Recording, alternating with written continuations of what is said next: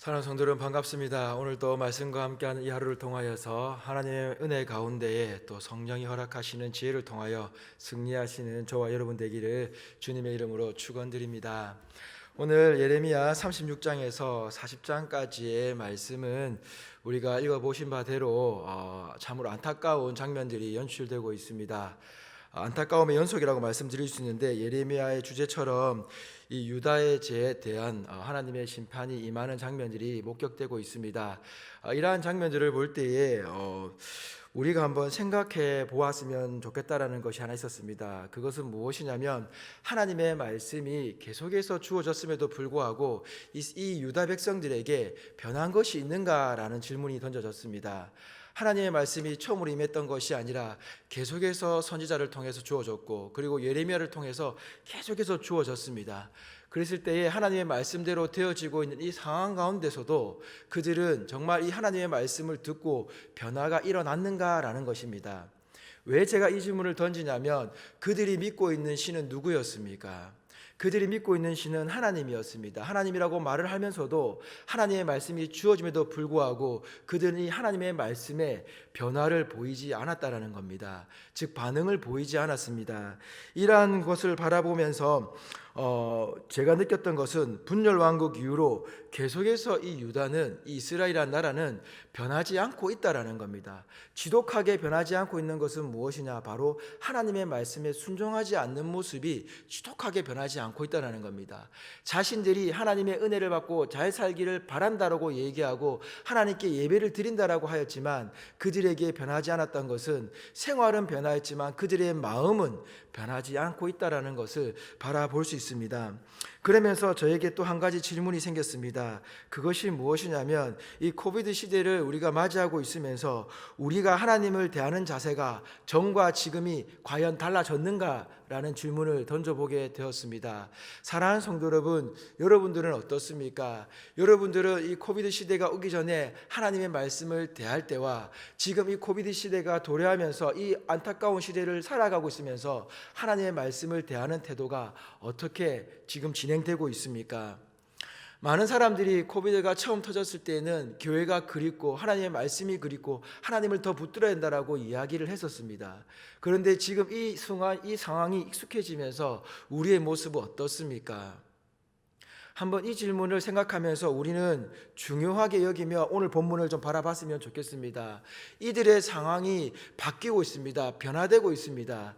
그런데 이들이 하나님의 말씀에 끝까지 순종하지 않았던 이유가 어디 있냐면, 37장 9절에 보면 이렇게 이야기합니다. 여호와께서 이와 같이 말씀하시니라. 너희는 스스로 속여 말하기를. 그렇습니다. 그들은 스스로 속여 말하고 있습니다. 무엇을 말하고 있습니까? 갈대아인이 반드시 우리를 떠나리라 하지 말라. 그들이 떠나지 아니하리라. 가령 너희가 너희를 치는 갈대아인의 온 군대를 쳐서 그 중에 부상자만 남긴다 할지라도 그들이 각기 장막에서 일어나 이 성을 불사르리라. 그들이 생각하고 있는 건 무엇입니까? 여호와의 말씀과 반대로 생각하고 있다라는 겁니다. 하나님께서 말씀을 예레미야를 통해 말씀을 주셨음에도 불구하고 그들은 스스로 속여 말하고 있다라고 이야기하고 있습니다. 사랑하는 성도 여러분, 우리가 하나님의 말씀을 대하면서 하나님이 이렇게 하지 않으실 거야, 하나님은 이렇게 하실 거야 라고 생각하며 내가 내 자신 스스로 속여 말하고 있지는 않는지를 한번 돌아보았으면 좋겠습니다. 하나님의 말씀은 꾸준히 우리에게 똑같은 것을 말씀해 주고 있습니다. 주일에 담임 목사님을 통해서 들었던 것처럼 우리는 말씀의 기본으로 돌아가서 이 종교개혁이라는 것이 무엇인지를 다시 한번 생각해 봤던 것처럼 우리는 다시 그렇게 돌아가야 되는 것입니다. 그런데 여호와께로 돌아가는 그 일이 왜 힘드느냐라고 생각해 보니, 오늘 말씀에 기록된 것처럼 우리가 스스로 속여 말하기를 외치고 있는 이 사단의 시험과 유혹에 우리가 넘어가며 살아가고 있기 때문이라는 것입니다. 사랑하는 성도 여러분, 우리는 속지 말아야 합니다. 우리는 속지 말아야 합니다. 그런데 우리는 속으면서도 또 속아 넘어가고 있는 이러한 현실 속에 살아가고 있다는 것을 우리는 자각을 해야 되는 것입니다. 이것을 자각하는 사람은 오늘 말씀처럼 하나님께서 말씀하신 것처럼 그들을 구원해 주셨던 장면을 보게 됩니다. 사랑하는 성도 여러분, 우리에게 주어진 이 말씀을 우리는 어떻게 대하고 있습니까?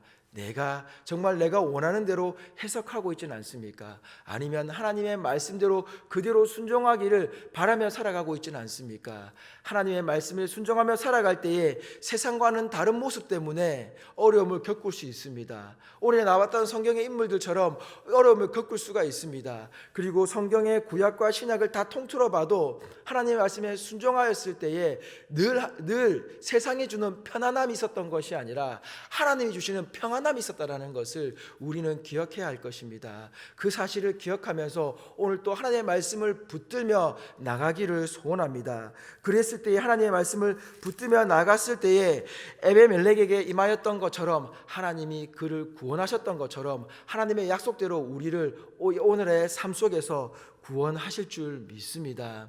하나님은 우리를 구원하시기 위하여서 이렇게 행하고 계신다라는 사실을 잊지 않았으면 좋겠습니다. 말씀 마무리하겠습니다. 오늘 예레미야를 통하여서 하나님께서 끊임없이 주셨던 말씀, 아니 그 전부터 주셨던 말씀, 이렇게 하셨던 이유가 어디 있습니까? 자신의 사랑하는 백성을 구원하시기 위함입니다. 그들을 살려내시기 위함입니다. 오늘 또 하나님께서 우리에게 말씀하십니다. 왜요? 우리를 구원하시기 위해서입니다. 우리를 살리시기 위해서입니다. 이 코비드 시대에 많은 이야기들이 흘러나오고 있습니다. 많은 이야기들과 많은 행동들이 우리를 핍박하고 우리를 유혹 속으로 밀어넣고 있습니다. 그럼에도 불구하고 우리가 붙들 것은 하나님의 말씀밖에 없음을 우리는 알고 살아가야 될 것입니다. 나를 스스로 속이지 말고 하나님의 말씀에 순종하여서 어떠한 시대이든 하나님의 말씀이 나에게 살아 역사하신다라는 사실을 잊지 않고 살아가시는 저와 여러분이 되었으면 좋겠습니다. 오늘 함께 기도할 때에 이 사실을 기억하면서 우리 사랑하는 카나다 강림교회 성도 모두가 스스로를 속이는 일, 이 사단이 주는 시험에서 이겨나와 예레미야와 같이 그리고 에벤멜렉과 같이 하나님의 말씀에 순종하여 구원함을 누리는 참된 평안함 속에서 살아가는 저와 여러분 되기를 주님의 이름으로 축원드립니다.